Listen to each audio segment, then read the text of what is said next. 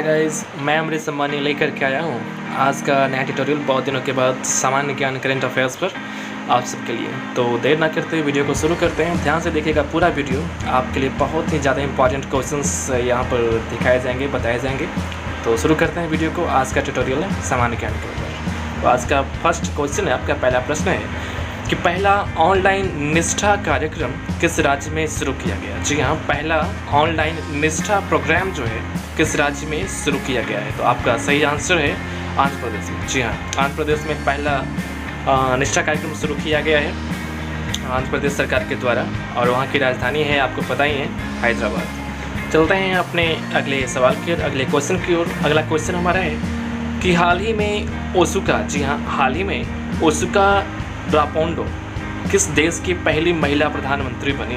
हाल ही में ओसुका रापोंडा किस देश की पहली महिला प्रधानमंत्री बनी है। तो जी हाँ, ये आंसर है हमारा गैबोन का। जी हाँ, गैबोन की है कि महिला प्रधानमंत्री जो कि पहली बार इस देश में ओसुका रापोंडा नाम का महिला है, वो पीएम बनाई गई है। चलते हैं अपने अगले क्वेश्चन की ओर कि एसबीआई कार्ड और भुगतान सेवाओं के नए एमडी और सीईओ के रूप में किसे नियुक्त किया गया है। जी हाँ, मैनेजिंग डायरेक्टर और सीईओ के रूप में एसबीआई के नए कार्ड पेमेंट्स एसबीआई के एमडी और सीईओ किसे बनाया गया है। तो जी हाँ, अश्विनी कुमार तिवारी को नया एमडी और CEO of SBI state bank of India बनाया गया है। इसका नेशनलाइजेशन आपको बताते हैं एक्स्ट्रा नॉलेज में कि 1 जुलाई को किया गया था। 1 जुलाई 1935 को पहली बार एसबीआई का नेशनलाइजेशन हुआ है, आपको ये पता होना चाहिए। तो ठीक है, अब चलते हैं अपने नए सवाल के लिए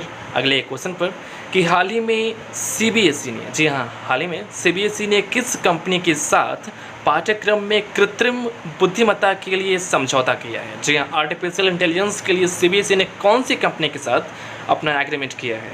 तो वो जो कंपनी है उस कंपनी का नाम है IBM। जी हाँ, IBM बहुत बड़ी कंपनी है हमारा, ठीक है। तो सीबीएसई ने इसके साथ अपना एक इंटेलिजेंस आर्टिफिशियल एक करिकुलम फैसिलिटीज़ शुरू किया है।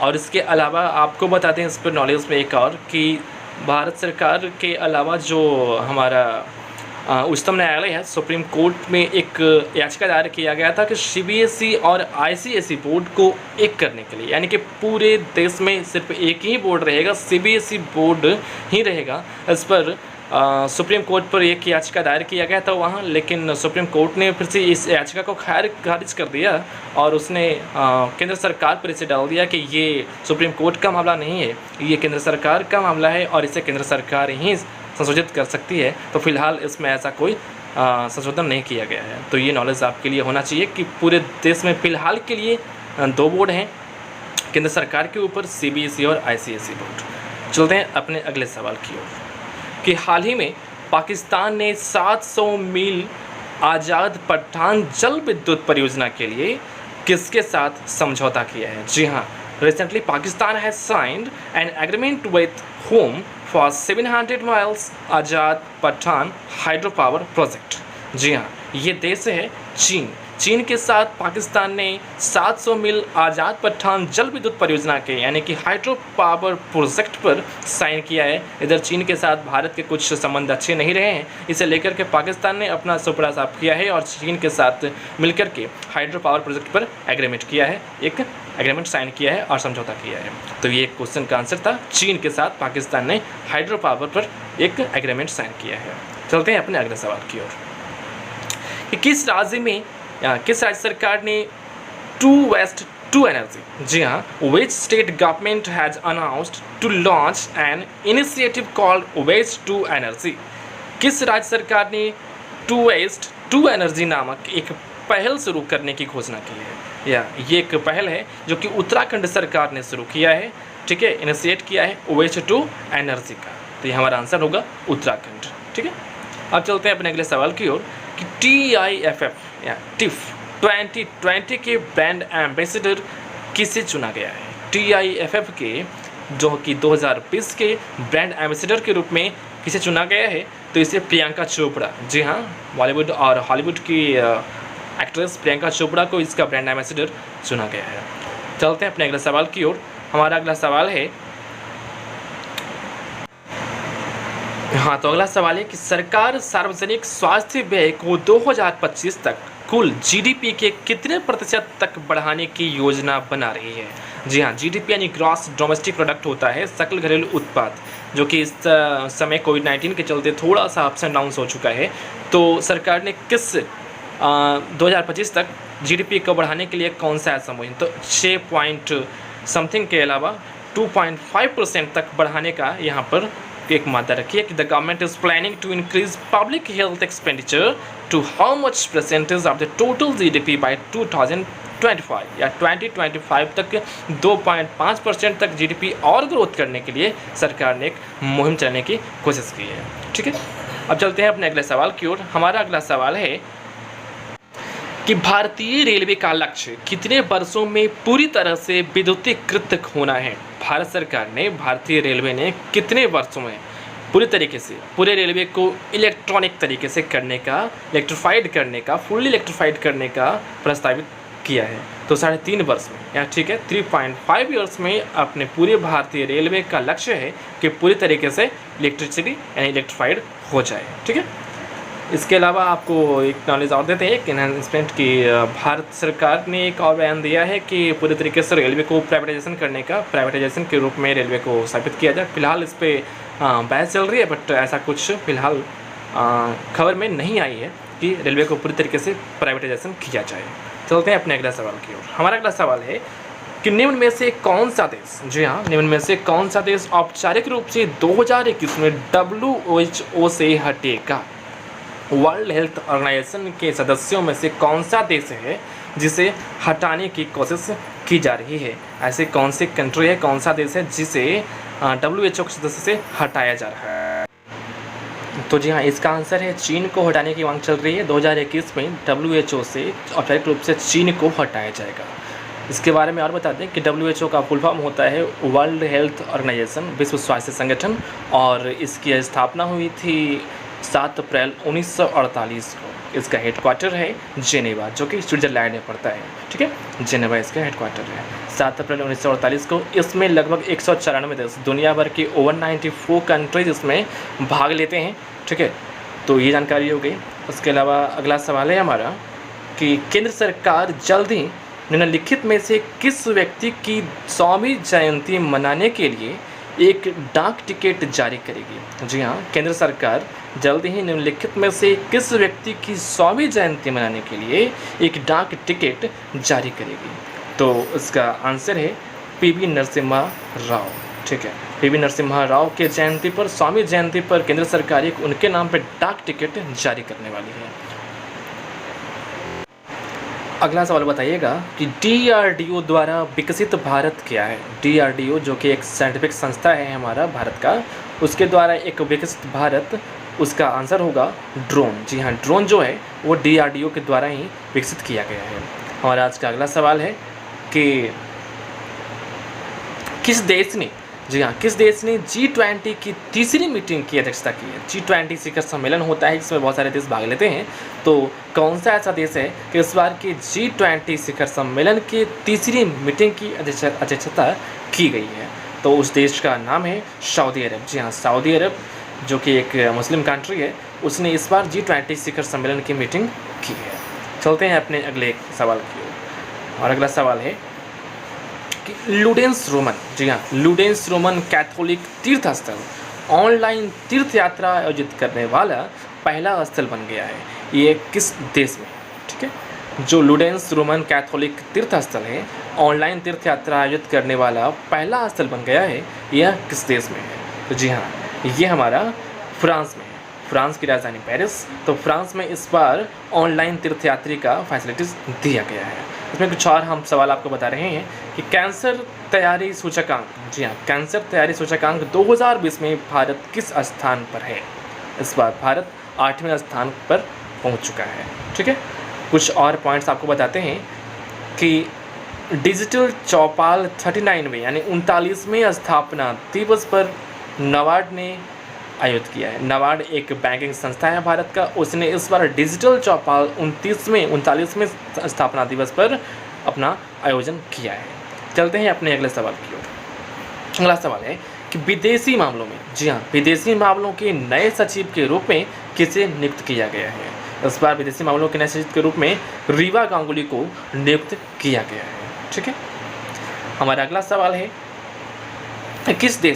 किस देश में आईपीएल, इस बार आईपीएल होने की उम्मीद बहुत कम थी, लेकिन इस बार बहुत सारी बैठकें आईसीसी और बीसीसीआई ने आपस में लिया। उसके बाद एक फैसला लिया गया है कि आईपीएल 2020 का अनुमानित मिलने के लिए हमें सऊदी अरब को, जी हाँ, सऊदी अरब में यूएई में इस बार आईपीएल का आयोजन किया जाएगा। ठीक है, तो याद रखिएगा इंडियन प्रीमियर लीग का इस बार का आयोजन 2020 का आयोजन सितंबर में सऊदी अरब में किया जाएगा।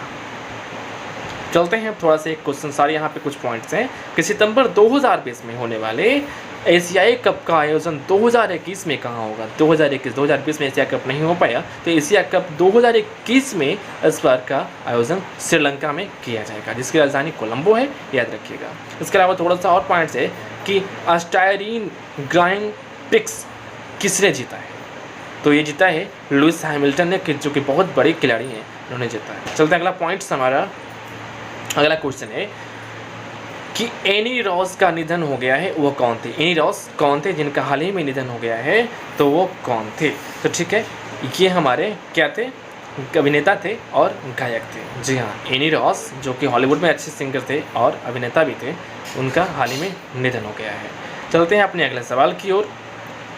और अगला सवाल है कि ऑक्सफोर्ड विश्वविद्यालय, जी हाँ, ऑक्सफोर्ड यूनिवर्सिटी और एस्ट्रोजेनेका द्वारा विकसित कोविड-19 टीके का परीक्षण शुरू करेगा। ठीक है, ऑक्सफोर्ड इस बार कोविड-19 का जो चल रहा है, कोविड-19 के टीके का इस बार जो परीक्षण होगा वो शुरू किया जाएगा। तो सीरम इंस्टीट्यूट ऑफ इंडिया, जी हाँ, सीरम इंस्टीट्यूट ऑफ इंडिया द्वारा कोविड-19 2020 का परीक्षण, उसका जो टीका है उसका वैक्सीनेशन का परीक्षण किया जाएगा। तो किसने करेगा? तो सीरम इंस्टीट्यूट ऑफ इंडिया कोविड-19 के वैक्सीनेशन का परीक्षण करेगा, याद रखिएगा। चलते हैं अगला सवाल।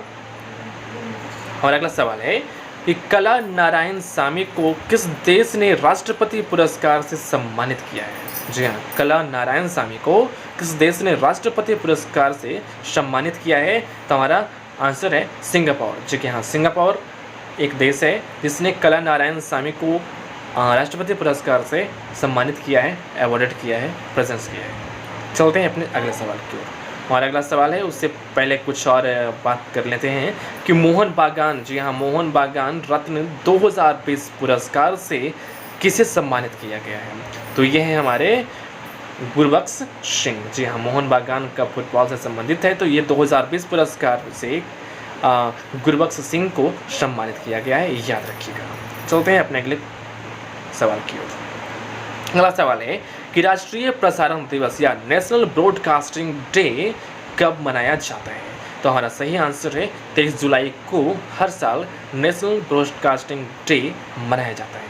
6 जुलाई को वर्ल्ड जुडोस डे मनाया जाता है। 4 जुलाई को अमेरिकी स्वतंत्रता दिवस मनाया जाता है। 1 जुलाई को हमेशा एसबीआई दिवस, जो कि थोड़ी देर पहले आपको बताया था कि एसबीआई का नेशनलाइजेशन 1 जुलाई को किया गया था, उसके लिए हमेशा हम एसबीआई दिवस 1 जुलाई को मनाते हैं।